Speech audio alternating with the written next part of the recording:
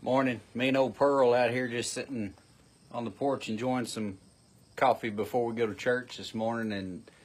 And I got thinking back years ago when I first started walking with the Lord.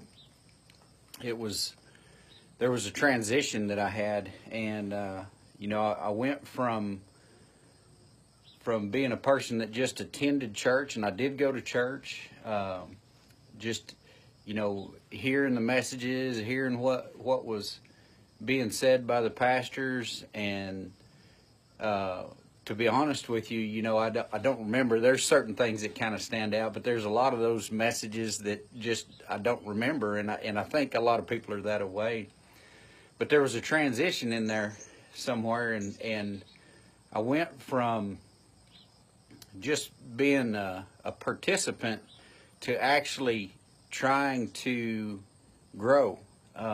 There was a point that I took ownership of my growth. I wanted to grow, and therefore I took the initiative to study, to pray, to ask questions, to participate in a Bible study, or ask questions from spiritual mentors that were around me, some of them younger and some of them older. It doesn't matter. The wisdom comes from the Lord. And so that transition in there was pretty phenomenal. And I didn't start growing until that point spiritually. I didn't start growing spiritually until that point.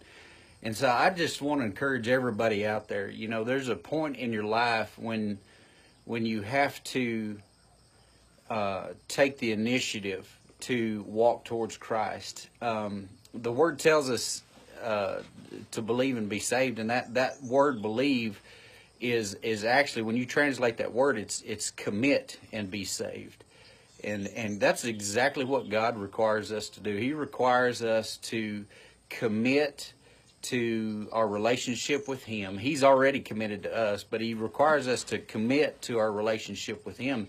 A lot of people say, well, yeah, I believe, but believing and doing is two different things. And if we put our faith in our feet, in our hands, in our mouth, in our mind, that's exactly what the Lord tells us to do, is take the initiative to study, to seek God, to chase after God, to pursue God. Then that is the point that our relationship with Him changes. We find that when we do that it becomes a very personal relationship, and that's exactly what God has called us to do, a personal relationship with Jesus Christ.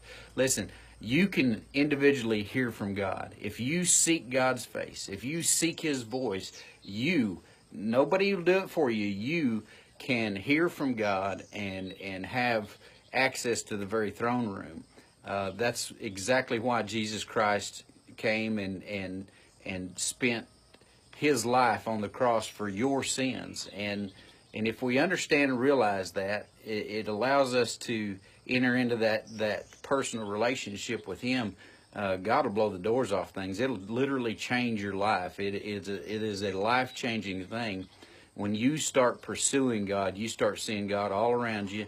You start seeing that He's already been there, that He's been doing things your whole life. And suddenly I realized that very thing that He was calling me into, that relationship with Him, was something that He was going to use to not only further my relationship with Him, but further other people's relationship too. That's how I figured out the call to preach the gospel. And so I just want to encourage you, take the time to really assess your relationship with God. See if you really are seeking Him, or if you're just a participant. It doesn't matter that you go to church. What matters is, are you seeking God while you're there? It's not just about hearing the message. It's not just about feeling good.